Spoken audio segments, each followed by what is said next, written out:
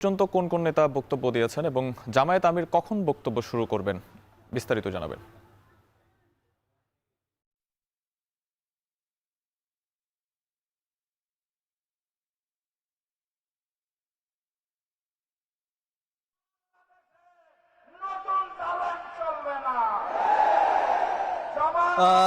সাহাব এই মুহূর্তে মূলত 10 দলীয় জোটের নেতাকর্মী যারা রয়েছেন, শীর্ষ নেতা যারা রয়েছেন, তারা কথা বলছেন, বক্তব্য দিচ্ছেন। এবং এই জনসভায় যেহেতু ত্রয়োদশ জাতীয় সংসদ নির্বাচনে জামায়াত আমিরের প্রথম জনসভা, সেই জনসভায় কিন্তু আগে থেকে যে প্রস্তুতি ছিল সেই প্রস্তুতির অংশ হিসেবে সকাল থেকে এখানে নেতাকর্মীদের ঢল নামে। এবং যখন নেতাকর্মীরা এখানে আসছিল তখন কিন্তু তাদের হাতে দলীয় যে প্রতীক, সেই প্রতীকের বিভিন্ন নকশা আমরা দেখতে পেয়েছি। সেই সঙ্গে জানিয়ে রাখতে চাই, জামায়াত আমির ডক্টর শফিকুর রহমান এখন পর্যন্ত এই সমাবেশ স্থলে এসে উপস্থিত হননি।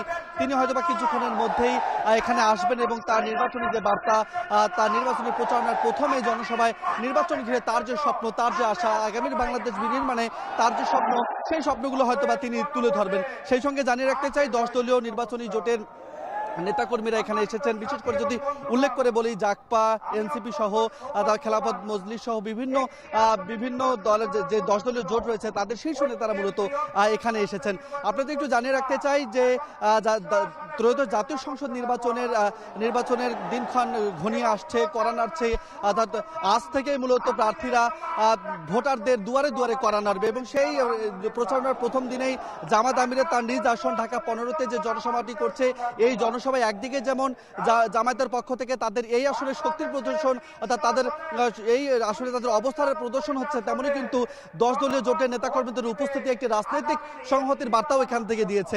এখানে আমরা দেখছি যে 10 দলীয় জোটের নেতাকর্মী যারা রয়েছেন, জামায়াত আমিরের যে জনসভাটি রয়েছে সেখানে তারা যে বক্তব্যগুলো দিচ্ছেন, সেখানে তারা নতুন রাষ্ট্র বিনির্মাণের যে স্বপ্ন, নতুন রাষ্ট্র বিনির্মাণের যে বন্দোবস্ত, সেই বন্দোবস্তের বার্তা দিচ্ছেন। তারা একই সঙ্গে বলছেন যে 10 দলীয় জোটের যে প্রার্থীরা যে আসনে থাকুক না কেন, সকলে কাঁধে কাঁধ মিলিয়ে এই প্রার্থীদের জয়ী করার লক্ষ্যে কিন্তু কাজ করবেন। এখানে জামায়াতের শীর্ষ নেতা যারা রয়েছেন তারা উপস্থিত রয়েছেন। জামায়াতের সেক্রেটারি গোলাম পরোয়ার, জামায়াতের নায়েবে আমির তাহির সহ অন্যান্য নেতাকর্মী যারা রয়েছেন তারাও কিন্তু এসেছে। আশেপাশের আসনগুলোর প্রার্থী জামায়াতের যেগুলো রয়েছে এবং 10 দলীয় জোটের যে প্রার্থীগুলো রয়েছে তারাও কিন্তু এই জনসভায় যোগ হয়েছেন এবং তারা তাদের বার্তাটি দিচ্ছেন। হয়তোবা অল্প কিছুক্ষণের মধ্যেই এখানে